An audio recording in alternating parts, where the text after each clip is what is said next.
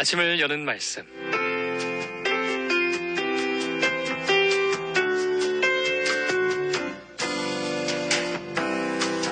아침을 여는 말씀, 오늘의 시간은 대연교회 전승만 목사님께서 말씀 전하십니다. 은혜의 시간 되시기 바랍니다. 방송화정 여러분 안녕하세요. 추운 날씨에도 불구하고 오늘도 말씀과 함께 삶의 현장으로 나가시는 여러분 모두에게 하나님의 크신 은혜와 평강이 함께 하시길 간절히 바랍니다.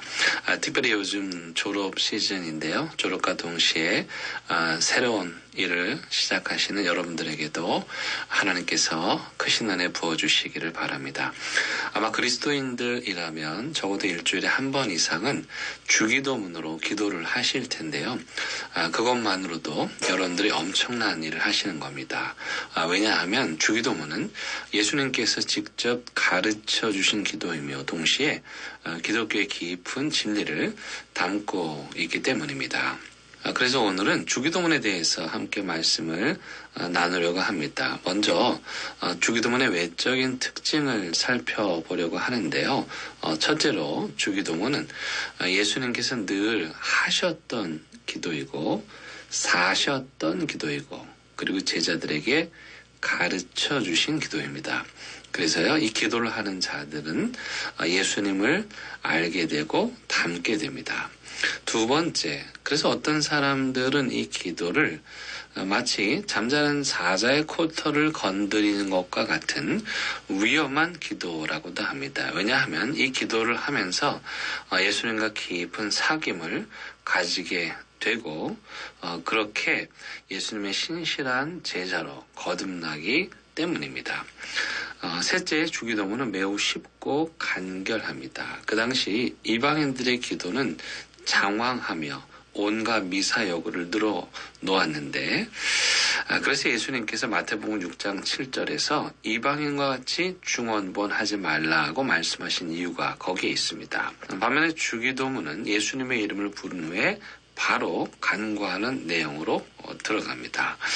넷째, 주기도문에는 간구의 내용이 6가지가 나옵니다. 이는 주기도문이 기본적으로 간구하는 기도라는 의미입니다. 어떤 사람들은 하나님께 간구하지 말아야 한다고 주장하는 분들이 있는데 예수님께서는 마태복음 7장 7절에서 구하라 그리하면 너에게 주실 것이요 찾으라 그리하면 찾아낼 것이요 문을 두드리라 그리하면 너에게 열릴 것이니 구하는 이마다 받을 것이요 찾는 이는 찾아낼 것이요 두드리는 이에게는 열릴 것이니라고 하셨습니다. 여기서 분명히 예수님께서 구하라, 찾으라, 문을 두드리라고 간구하라 하셨죠. 다만 간구의 내용에도 순서가 있습니다. 주기도문에는 총 6가지의 간구가 나오는데 처음 3가지는 하나님에 대한 것, 그리고 뒤이어 나오는 3가지는 우리 필요에 대한 간구인데요. 이 중 먼저 구해야 할 것은 하나님에 대한 것입니다. 그래서 마태복음 6장 33절에서 예수님께서 이렇게 말씀하셨습니다. 너희는 먼저 그의 나라와 그의 의를 구하라. 그리하면 이 모든 것을 너희에게 더하시리라. 이 구절은 주기도문의 내용을 그대로 요약한 구절이라고도 할 수 있습니다. 순서가 중요하죠. 먼저 하나님의 나라, 그런 다음에 우리 필요를 구하라는 것입니다. 주기도문의 6번째 특징은 하나님께서 이 기도를 들으시고 응답하시는데 그 응답은 인간을 통해서 이루어진다는 것입니다. 주기도문에 나오는 처음 3가지 하나님께 대한 간구인 이름이 거룩히 여김을 받으시고 나라가 임하시고 뜻이 이루어지다는 이 내용은 문법적으로 보면 수동적 표현으로 되어 있습니다. 우리가 글을 쓸 때 수동태를 사용하면 문장의 주어가 분명하게 드러나지 않습니다. 그래서 설교학 수업을 할 때 교수님들께서 항상 하시는 말씀이 수동태를 사용하지 말고 능동태를 사용하라는 것이었습니다. 예를 들어 여러분들이 자녀들의 방에 가서 그 지저분한 방을 보고 얘야, 네 방이 깨끗하게 청소되기를 바란다 라고 말한다면 여러분 그 방 청소를 누가 하겠다는 것입니까? 깨끗하게 되기를 바라는 것은 엄마이지만 사실 문맥 속에는 엄마가 청소를 해줄 마음은 없고 자녀에게 청소를 하라는 말로 들립니다. 하지만 이 방을 청소하는 청소의 주체가 분명하지 않으니까 자녀도 이렇게 말할 수 있을 것입니다. 엄마, 나도 내 방이 깨끗하게 청소되기를 바래요. 이 수동적 표현에도 주어가 불분명하여 지저분한 방이 청소되기를 바라지만 누가 청소해야 하는지는 알 수 없습니다. 물론 자녀가 그렇게 말하는 것의 맥락은 엄마에게 청소를 해달라는 것이겠죠. 그러니 여러분, 자녀들에게 방을 청소하라고 할 때 수동적 표현을 쓰시면 서로 미루게 되는 것입니다. 그런데 마태는 의도적으로 이 세 가지 간구를 수동적으로 표현하고 있습니다. 왜일까요? 그 이유는 하나님의 이름을 명예롭게 하고 하나님의 나라를 이루고 하나님의 뜻을 이루는 일은 하나님 자신만이 아니라 그 기도를 하는 우리도 그 행동의 주체가 된다는 뜻입니다. 즉, 둘 다 주어가 될 수 있다는 것입니다. 따라서 하나님께서는 스스로 하나님 자신의 이름을 높이시겠지만 우리도 이 땅에 살아가는 동안 하나님의 이름을 높이는 삶을 살아야 한다는 것이며 하나님께서도 이 땅에 하나님의 나라를 이루시기 위해 힘쓰시겠지만 우리도 이 땅에 하나님의 나라를 이루는 삶을 살기 위해 애써야 한다는 것입니다. 여러분, 우리가 하나님을 사랑하면 하나님의 이름을 막 높여드리고 싶잖아요. 하나님의 나라를 이루고 싶잖아요. 그 하나님의 뜻이 이루어지기를 정말 간절히 원하잖아요.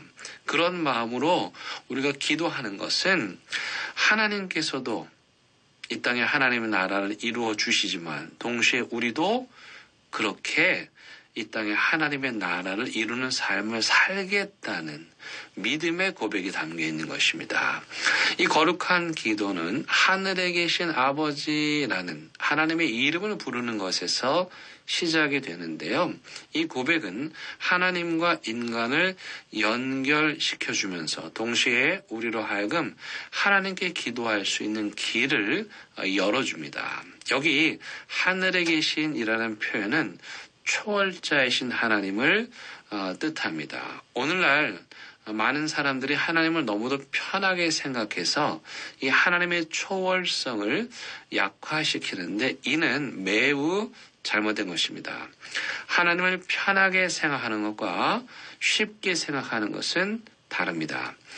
하늘에 계신이라는 표현은 하나님은 우리의 초월자가 되시며 그렇기 때문에 마땅히 경배를 받으실 만한 분이시라는 그런 믿음의 고백인 것입니다. 그 다음 아버지라는 표현이 나오는데 이 표현은 초월적인 존재이신 하나님께서 인간의 삶에 내려오셔서 내주하신다는 그런 친근한 표현입니다. 이 세상 어느 종교도 신을 아버지라고 부르는 종교는 없습니다. 오직 기독교만이 하나님을 아버지라고 부릅니다. 바울은 우리가 예수 그리스도를 통해서 양자가 되어 하나님을 아버지라고 부를 수 있게 되었다고 말씀합니다.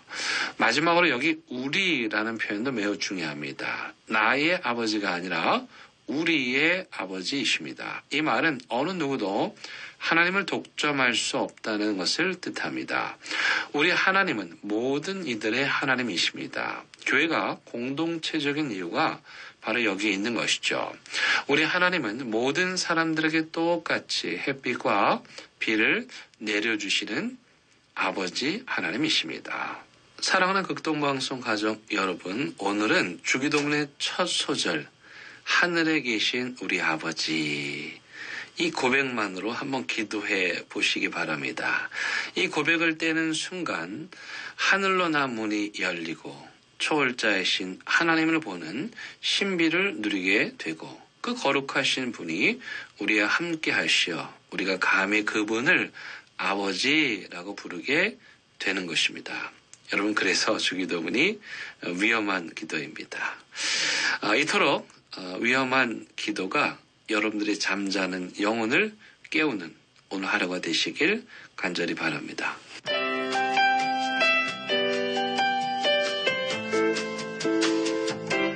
아침을 여는 말씀. 지금까지 부산시 남구 진남로에 위치한 대연교회 전승만 목사님의 말씀으로 함께 하셨습니다.